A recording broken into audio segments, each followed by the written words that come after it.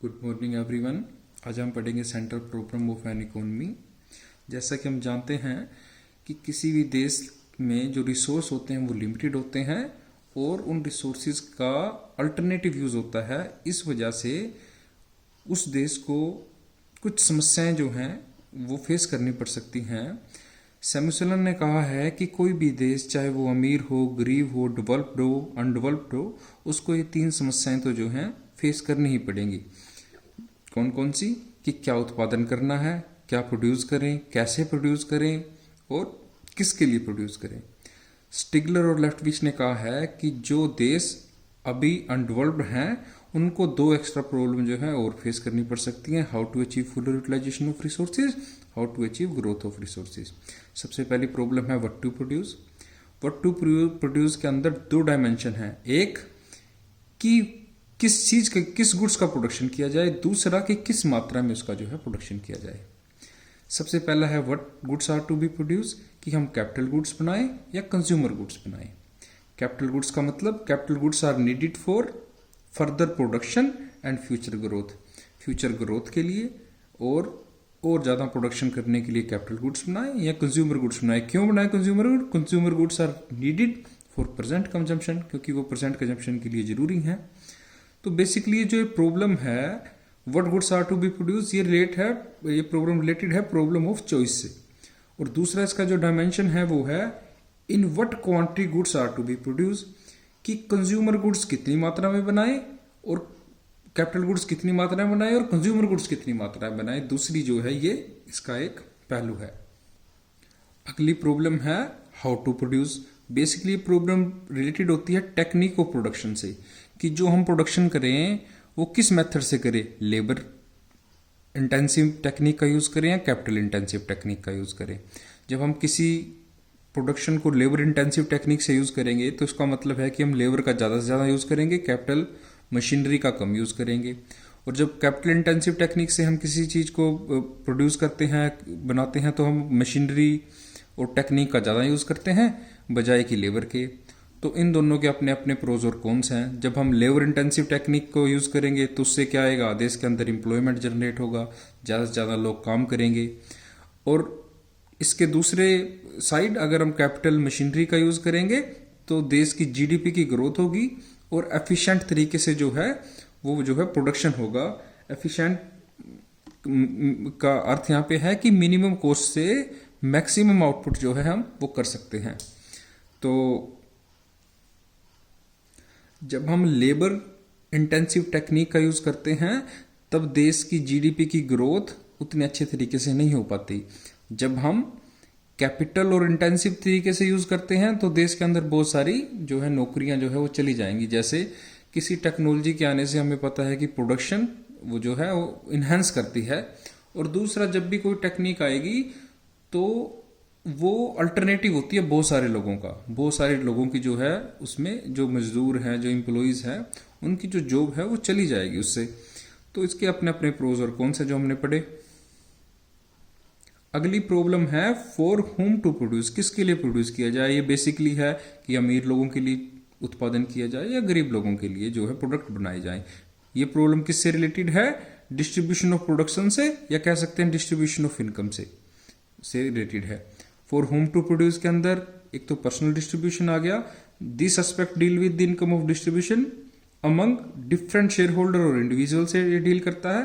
और factor distribution जो है वो फैक्टर ऑफ जितने भी प्रोडक्शन है उनसे जो जो इनकम होती है उससे डील ये करता है। जैसे लैंड है, लैंड से हम रेंट एक इनकम के रूप में ले सकते हैं, लेबर को हम वेजेस देते हैं, कैपिटल से जो है इंटरेस्ट आता है, और एंटरप्रेन्योरशिप जो है प्रॉफिट की बात करता है।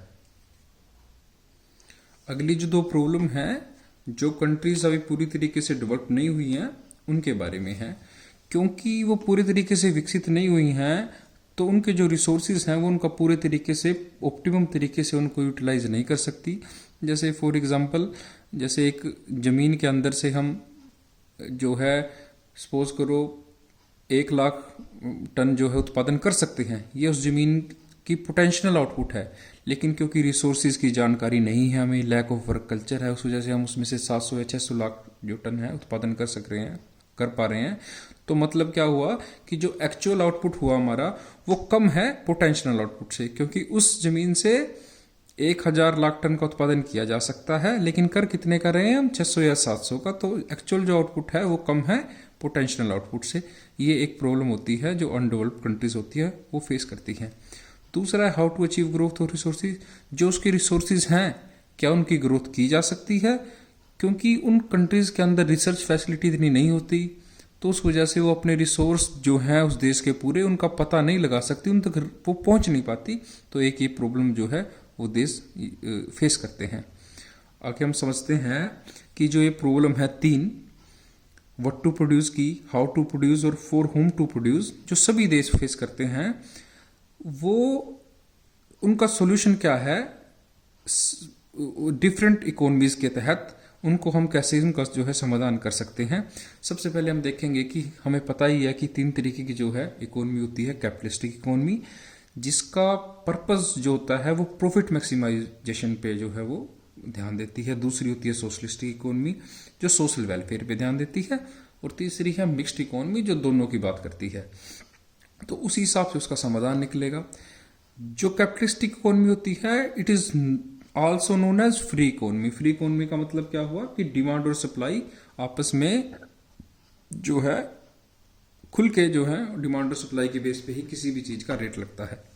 It means producer are free to decide what and how, कि क्या उत्पादन करना है। प्रोड्यूसर बिल्कुल फ्री है, क्या उत्पादन करना है, कैसे उत्पादन करना है और किसके लिए उत्पादन करना है, प्रोड्यूसर बिल्कुल फ्री है, ये उसका अपना डिसीजन है। और मार्केट के अंदर डिमांड और सप्लाई के बेस पे वो जो है वो डिसीजन ले सकता है। पहली प्रॉब्लम जो थी कि व्हाट टू प्रोड्यूस, कि किस चीज की प्रोड्यूस क्या करना है, वो देखेगा producer will produce those goods which offer them high profit. वो उन गुड्स को प्रोड्यूस करेगा जो उनको हाई प्रॉफिट देंगी। दूसरा हाउ टू प्रोड्यूस, वो कैसे प्रोड्यूस करेगा। The producer will always use that technology, उस टेक्नोलॉजी को यूज करेगा जो उसको एफिशिएंसी तरीके से एफिशिएंटली और कॉस्ट को जो उसकी कम कर दे। इसका मतलब है कि इसके अंदर लेबर इंसेंटिव टेक्निक का यूज नहीं होगा, इसके अंदर कैपिटल इंसेंटिव टेक्निक है जो उसका यूज किया जाएगा। और लास्ट प्रॉब्लम है how for whom to produce, किसके लिए जो है उत्पादन किया जाए।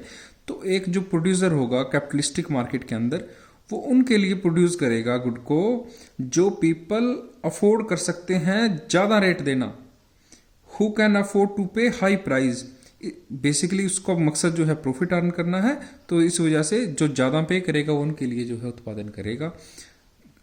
Poor section of the society are often ignored, इसके अंदर पुअर सेक्शन जो है बेसिकली इग्नोर कर दिया जाता है।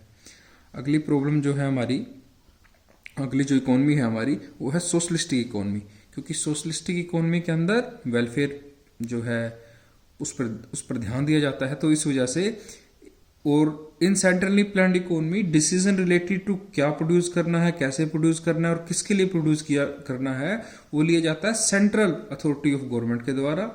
जो डिसीजन लिए जाएंगे, all decision are taken to maximize social welfare not profit. इसमें प्रॉफिट की तरफ कोई ध्यान नहीं दिया जाता। जो भी डिसीजन लिए जाएंगे वो सोशल वेलफेयर को ध्यान में रख के लिए जाएंगे। और कौन सी गुड प्रोड्यूस की जाएंगी, जो those goods and services will be produced which the central authority find as most useful for the society, जो सोसाइटी के लिए यूजफुल हैं।